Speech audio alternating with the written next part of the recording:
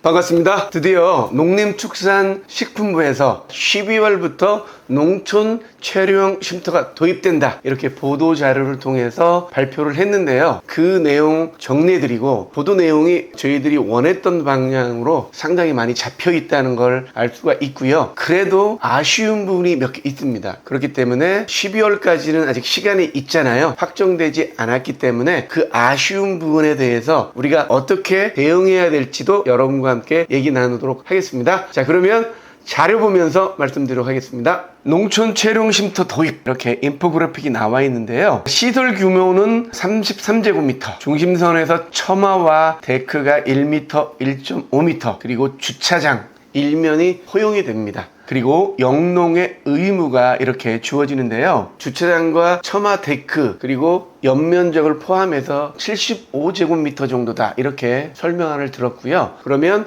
곱하기 2는 해야 150제곱미터 이상이 돼야만이 체류형 쉼터를 설치할 수 있다, 이렇게 생각하시면 되겠습니다. 제한지역은 붕괴 위험지역이나 특정 지역에만 설치를 제한하고 있기 때문에 굉장히 광범위한 범위에서 체류형 쉼터가 가능하다, 이렇게 생각하면 되겠습니다. 무엇보다도 이번에 농막 제도가 개선이 됐습니다. 정화조와 어닝 데크 이런 것들을 연면적에서 제외하기로 했죠. 그리고 주차장까지 하나 설치할 수 있도록 되어 있기 때문에 굳이 체류형 쉼터를 하지 않고 농막만으로도 써도 충분하지 않을까, 이런 생각이 듭니다. 자, 그리고 체류형 쉼터에 대한 평면도가 있는데요. 이렇게 1.5룸 정도, 이렇게 생각하시면 되겠고요. 여기 보면 주차장 그리고 체류형 쉼터, 그리고 나머지는 영농을 하는 이런 모습입니다. 요즘 은퇴 세대들이 도시와 가까운 곳에 50평이나 100평 정도로 해가지고 이런 조그만 쉼터를 원하기 때문에요. 그런 내용들이 많이 반영됐다, 이렇게 할 수가 있겠습니다. 그런데 체류형 쉼터의 문제가 몇 가지 있는데요. 첫 번째는 12년 이후에는 철거를 해야 된다라는 내용과, 두 번째는 도로에 접해야 된다라는 내용, 이 두 가지 때문에 만약 이 안이 확정이 된다면 체류형 쉼터보다는 농막을 더 선호하지 않을까, 이런 생각이 듭니다. 이번에 개정된 농지법에 농막이 굉장히 유연하게 변했기 때문에 이게 굉장히 큰 소득이고요. 그리고 불법 농막을 체류형 쉼터로 이렇게 전환할 수 있는 안도 나왔기 때문에 굉장히 많은 것을 농림식품부에서 고민한 흔적을 볼 수가 있습니다. 이런 내용들에 대해서 민원을 굉장히 많이 여러분들이 제기했기 때문에 그 내용이 반영된 것이라 이렇게 볼 수가 있거든요. 그렇기 때문에 12년으로 제한한다는 내용, 도로 조건에 대해서 좀 더 완화할 수 있는 방안을 여러분에게 말씀드리도록 하겠습니다. 자, 그러면 일단은요, 좀 더 살펴본 이후에 말씀드리도록 하겠습니다. 농막의 농촌 체류형 쉼터 전환 및 기능 개선, 이 내용이 나와 있습니다. 저희들이 굉장히 강조했던 내용이죠. 불법 농막을 합법화해달라는 내용입니다. 10평 정도, 그리고 데크와 어닝이 많이 문제가 됐잖아요. 그래서 이 정도 기준이면 충분히 체류형 쉼터로 이렇게 전환할 수 있지 않을까. 불법에 처한 농막들도 단정하게 여기 기준에 맞게 다시 신고를 하면은 활성화 해준다는 얘기니까요. 굉장히 고무적이지 않나 생각이 듭니다. 쉼터 기준 33제곱미터의 부합 농막이면서 가설건축물 농지대장의 미등재된 농막, 이런 농막들은 다시 체류형 쉼터로서 전환할 수 있는 기회를 주겠다는 얘기입니다. 기존 농막 기능 개선, 농막은 본래의 기능을 유지하되 영농활동의 편의성, 효율성 제고를 위하여 데크, 정화조 등을 연면적에서 제한한다. 그리고 주차장 일면 설치를 허용하겠다는 거고요. 농지대장의 미등재된 농막에서는 유예기간을 주고 농지대장의 등재 의무화하겠다. 그래서 체계적인 관리를 하겠다는 말씀입니다. 불법 농막, 면적 초과 숙소 사용 등 불법 시설 농막은 3년간 전환 유도 후 미전환 시 농지법 등 관련 법률에 따라 처분하겠다는 내용인데요. 3년이라는 기간이 있기 때문에 이 3년 안에 이 규정에 맞게 이렇게 리모델링을 하셔가지고 체류형 쉼터로 전환하는 방법을 사용하면 되겠습니다. 굉장히 농림축산식품부에서 고민한 흔적을 느낄 수가 있습니다. 그중에는 너무 큰 평수를 요구하는 분도 있는데요. 사실상 그건 좀 어려운 상황이고요. 예전 농막 사태 때 우리가 얻고 싶었던 것들이 주차장, 어닝, 데크, 정화조 이런 것들을 합법해야 달라라고 얘기를 했었잖아요. 이 모든 좋은 것이 사실은 합법화가 됐잖아요. 아쉬운 것은 면적이 넓어졌으면 좋았는데 라는 아쉬움이 좀 있습니다. 그래서 사실상 좀 재료용 쉼터를 하지 말고 그냥 농막을 10평 내에 할 수 있도록 이렇게 하면 어땠을까 라는 생각도 한번 해봅니다. 굳이 재료용 쉼터를 따로 도입할 필요가 있었을까 라는 생각도 듭니다. 농촌 재료용 쉼터 시설 입지 안전 기준입니다. 연면적은 33제곱미터 이하고요. 하나의 필지에 쉼터와 농막을 동시에 설치할 경우는 시설물 연면적의 합계가 33제곱미터 이하로 제한하겠다. 둘 다 설치할 경우에는 큰 평수만 설치할 수 있도록 하겠다는 내용입니다. 이 부분도 약간 확인할 필요가 있을 것 같습니다. 농촌 재료용 쉼터 설치 농지는 부속시설 면적의 합한 면적이 최소 2배 이상을 확보 필요하다 이렇게 얘기했는데요. 150제곱미터 이상이다 이렇게 생각하면 되겠습니다. 50평 정도는 돼야 재료용 쉼터를 설치할 수 있다 생각하시면 되겠습니다. 설비 기준 전기수도 종화조 소화기는 건축법, 수도법, 하수도법, 개발제한구역법, 소방시설 설치 및 관리에 관한 법률 등에 관한 법령 및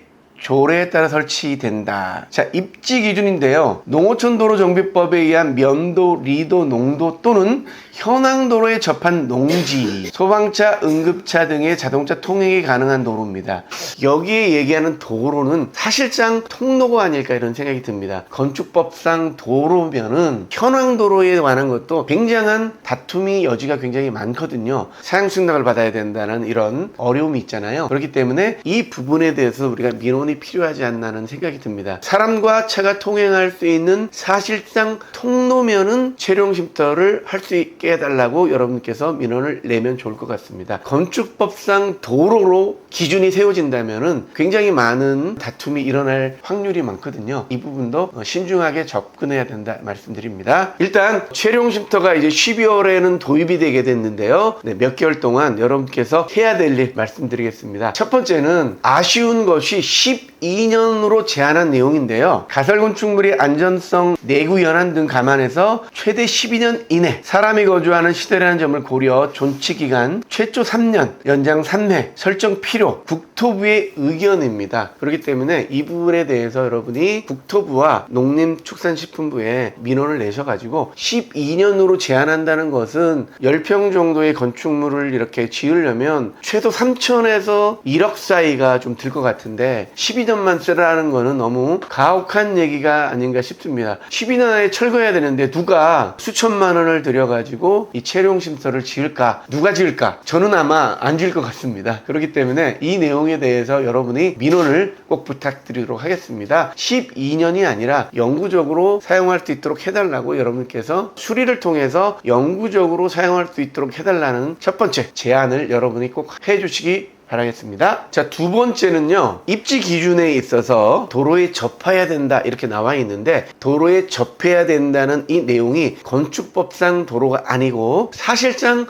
통로, 즉 차와 사람이 통행할 수 있는 통로가 확보되어 있으면 건축법상 도로가 아니더라도 재료용 쉼터가 가능하게 해달라 이렇게 민원을 내주시기 바라겠습니다. 건축법상 도로를 요구하게 되면은 너무나 많은 민원에 시달리게 되거든요. 지금 농촌에는 이 현황도로에 대한 분쟁이 굉장히 많거든요. 정식적인 건축물도 아닌데 도로에 대한 분쟁이 너무 많이 생기기 때문에 즉 사실상 통로, 사람과 차가 다닐 수 있는 통로, 이 너비는 3m 이상 정도만 있으면 재료용 쉼터가 가능할 수 있도록 해달라는 민원을 꼭 제기해 주시기 바라겠습니다. 그리고 혹시나 우리가 도농복합도시 같은 경우는 행정상 동이라고 하더라도 아직까지 시골인 동네가 많이 있거든요. 공주 같은 경우도 그렇잖아요. 행정구역이 면, 리가 아니고 동이더라도 재료용 쉼터가 가능할 수 있도록 해달라. 이 세 가지 정도의 여러분이 민원을 내주시면 좋을 것 같습니다. 다시 한번 정리하면 12년 제한을 풀어달라. 두 번째, 건축법상 도로가 아니라 사실상 통로면 가능하게 해달라. 그리고 면 이하의 행정구역뿐만이 아니라 동지역이라도 재료용 쉼터가